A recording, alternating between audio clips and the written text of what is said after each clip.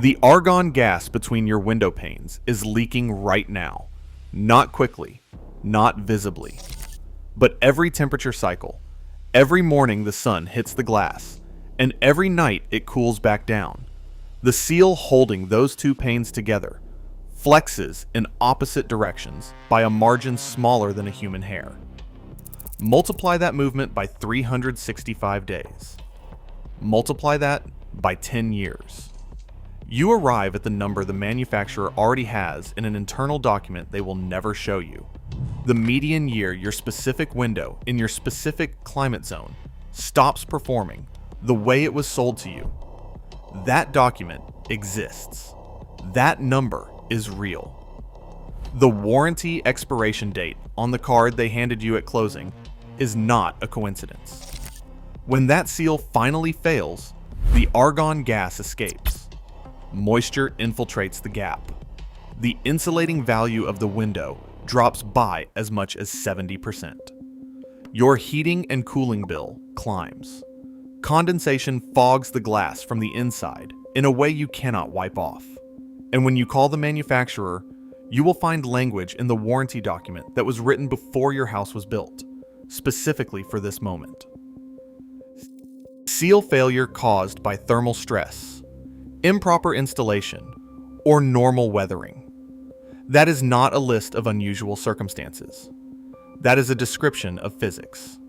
That is the daily temperature cycle that exists in every climate zone in the country. The exclusion does not describe things that might happen to your window.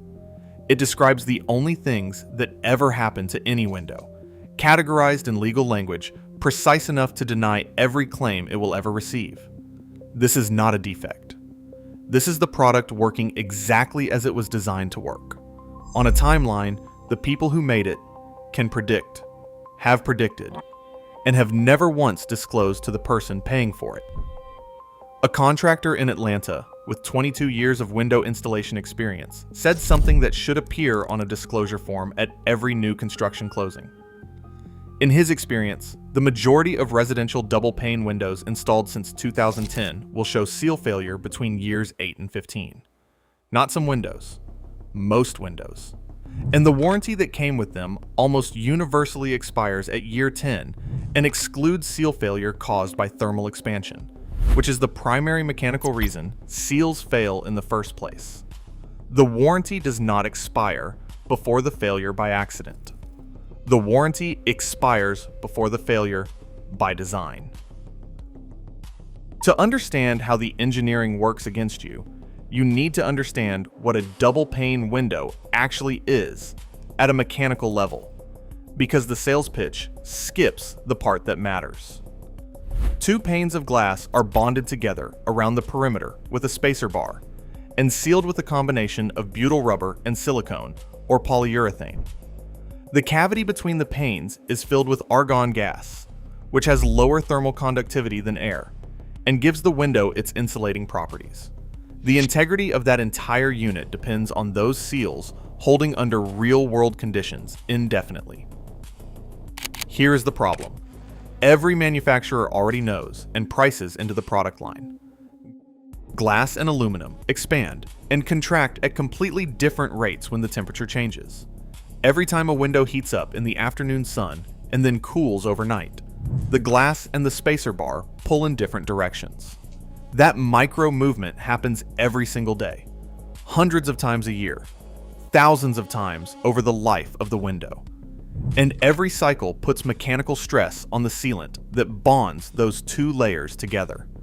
Butyl rubber, the primary seal in most residential windows, has a service life under real thermal cycling conditions that independent material scientists estimate between 10 and 20 years, depending on climate, ultraviolet exposure, and installation quality. In hot southern states, where temperature swings between day and night are extreme and ultraviolet load is relentless, inspectors report seeing seal failure as early as year 6 or year 7 in windows installed with cheaper spacer systems. Manufacturers know every single one of these numbers. They have internal testing data on thermal cycling stress, sealant degradation rates, and expected service life by climate zone. That data does not appear in the warranty document. What appears in the warranty document is a carefully written exclusion for the exact failure mode their own engineers predicted before the product left the factory. But that is not the real problem. The real problem is what happened to the industry that makes these windows. The window industry in the United States has been heavily consolidated through private equity acquisition over the past 15 years. Brands that used to compete on quality now share manufacturing facilities, supply chains, and increasingly similar product specifications under different labels. When a private equity firm acquires a window manufacturer, the immediate pressure is margin expansion. In a physical product business, margin expansion means two things: reducing material cost and aligning the failure timeline precisely with the warranty expiration. Thinner sealant application, cheaper spacer materials, aluminum instead of a thermally broken composite. Every change is small enough to survive internal quality review and large enough to shave meaningful cost per unit across millions of windows annually. The consumer sees a warranty card that says 10 years and assumes the product was designed to last significantly longer than that. The manufacturer knows the median failure point of the seal in their current production run and sets the warranty term to match it. Those two things are not a coincidence. They are a product roadmap. Consider what that roadmap looks like from inside the factory. An engineering team runs accelerated thermal cycling tests, compressing years of real-world stress into weeks of laboratory simulation. They produce a curve showing exactly when the sealant bond begins to degrade under each climate profile. The legal team reviews that curve.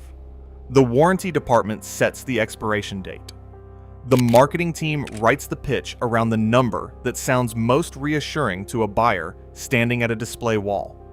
Every department in that building sees the same data. The only person who never sees it is the one writing the check. But the seal failure is only the first mechanism in this system. The second one is buried inside the wall before you ever move in.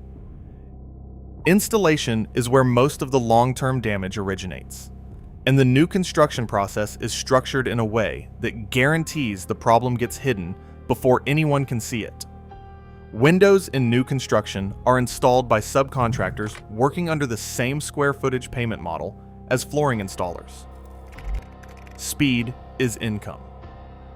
Proper flashing, the waterproof membrane that wraps the rough opening and directs water away from the wall cavity, requires time, precision, and material that costs money.